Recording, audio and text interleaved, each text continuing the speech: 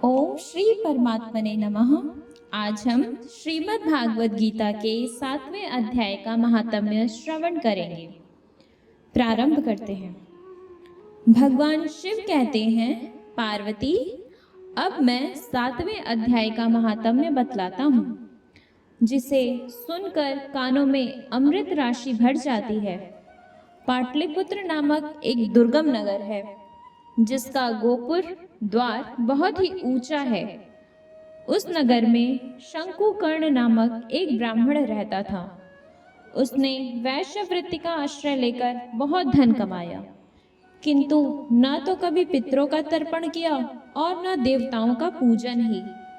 वह धनोपार्जन में तत्पर होकर राजाओं को ही भोज दिया करता था।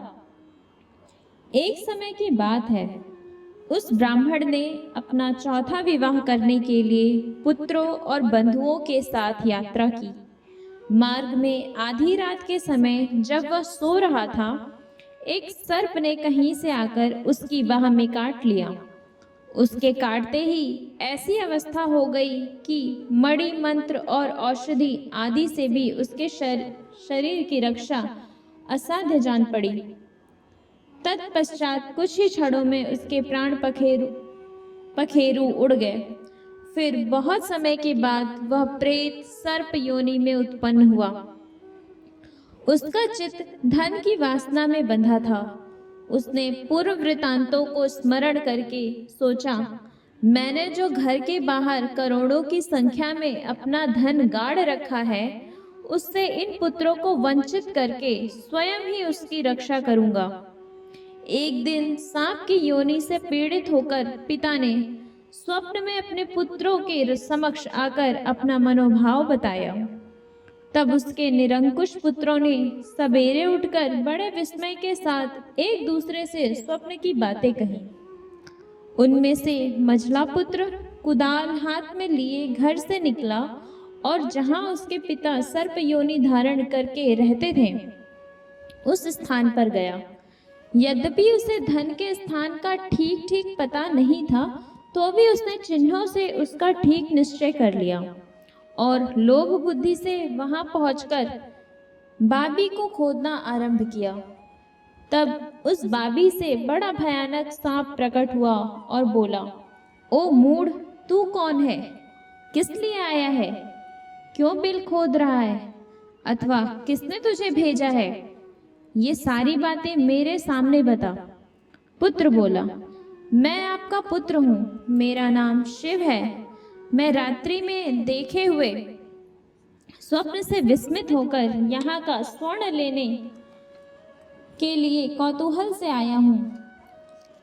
पुत्र की यह वाणी सुनकर वह सांप हंसता हुआ उच्च स्वर से इस प्रकार स्पष्ट वचन बोला, यदि तू मेरा पुत्र है तो मुझे शीघ्र ही बंधन से मुक्त कर।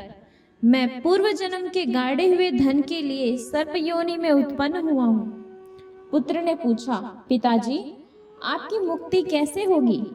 इसका उपाय मुझे बताइए, क्योंकि मैं इस रात में सब लोगों को छोड़कर आपके पास आया हूँ। पिता ने कहा, बेटा, गीता के अमृत में 7वें अध्याय को छोड़कर मुझे मुक्त करने में तीर्थ, दान, तप और यज्ञ भी सर्वथा समर्थ नहीं है। केवल गीता का 7वां अध्याय ही प्राणियों के जरा, मृत्यु आदि दुख को दूर करने वाला है।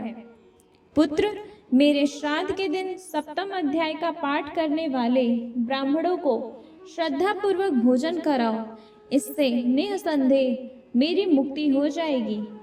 वत्स, अपनी शक्ति के अनुसार पूर्ण श्रद्धा के साथ वेद विद्या में प्रवीण अन्य ब्राह्मणों को भी भोजन कराना। सर्प योनि में पड़े हुए पिता के ये वचन सुनकर सभी पुत्रों ने उनकी आज्ञा के अनुसार तथा उससे भी अधिक किया। तब शंकुकर्ण ने अपने सर्प शरीर को त्याग कर दिव्य देह धारण किया और सारा धन पुत्रों के अधीन कर दिया। पिता ने करोड़ों की संख्या में जो धन बांटकर दिया था, उसी से वे सदाचारी पुत्र बहुत प्रसन्न थे। उनकी बुद्धि धर्म में लगी हुई थी। इसलिए उन्होंने बावली, कुआं, पोखरा, यज्ञ तथा देव मंदिर के लिए उस धन का उपयोग किया और अन्नशाला भी बनवाई। तत्पश्चात 7वें अध्याय का सदा जप करते हुए उन्होंने मोक्ष प्राप्त किया। पार्वती, यह तुम्हें 7वें अध्याय का महात्म्य बताया गया है, जिसके श्रवण मात्र से मानव सब पातकों से मुक्त हो जाता है।